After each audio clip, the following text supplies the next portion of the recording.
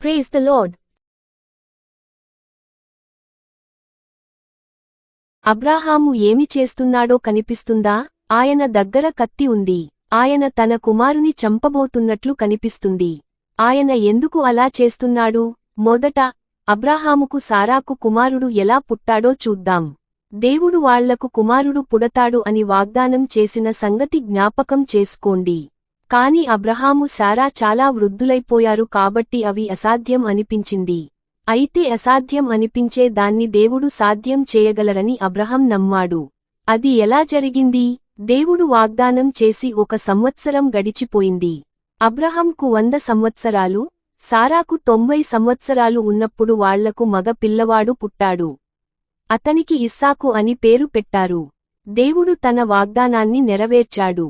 అయితే ఇస్సాకు పెద్దవాడైనప్పుడు యెహోవా అబ్రహాం విశ్వాసాన్ని పరీక్షించాడు. ఆయన అబ్రహమా అని పిలిచినప్పుడు అబ్రహాము చిత్తం ప్రభువా అని సమాధానం ఇచ్చాడు. అప్పుడు దేవుడు ఆయనతో, నువ్వు నీ ఒక్కగానొక్క కుమారుణ్ణి నేను నీకు చూపించబోయే పర్వతానికి తీసుకొని వెళ్లి అక్కడ అతనిని చంపి బలిగా అర్పించు అని చెప్పాడు.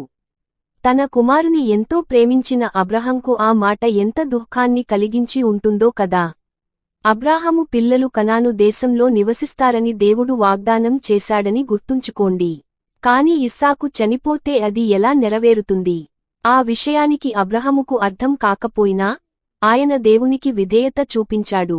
అబ్రాహాము ఆ పర్వతం పైకి చేరుకున్న తర్వాత ఇస్సాకును కట్టేసి తాను నిర్మించిన బలిపీఠంపై అతనిని పడుకోబెట్టాడు. ఆ తర్వాత ఆయన తన కుమారుణ్ణి చంపేందుకు కత్తి బయటకు తీశాడు. అయితే అదే క్షణంలో దేవుని దూత అబ్రాహామా, అబ్రాహామా అని పిలిచినప్పుడు అబ్రాహాము చిత్తం ప్రభువా అన్నాడు. చిన్నవాని మీద చెయ్యి వేయవద్దు, అతనినేమీ చేయవద్దు. ఈ ఒక్కగానొక్క కుమారుని అర్పించడానికి నీవు వెనుకాడలేదు కాబట్టి నీకు నా పై విశ్వాసముందని నాకు తెలిసింది అని దేవుడు చెప్పాడు. అబ్రాహాముకు దేవునిపై ఎంత గొప్ప విశ్వాసముందో కదా. యెహోవాకు అసాధ్యమైనదేదీ లేదని, ఆయన ఇస్సాకును మృతులలో నుండి కూడా లేపగలడని అబ్రహాము నమ్మాడు. నిజానికి అబ్రాహాము ఇస్సాకును చంపాలన్నది దేవుని ఉద్దేశం కాదు. అందుకే దేవుడు దగ్గరలో ఉన్న పొదల్లో ఒక గొర్రె చిక్కు కొనేలా చేసి తన కుమారునికి బదులు దానిని అర్పించమని అబ్రాహాముకు చెప్పాడు. Thank you for watching. Please do like, share and subscribe.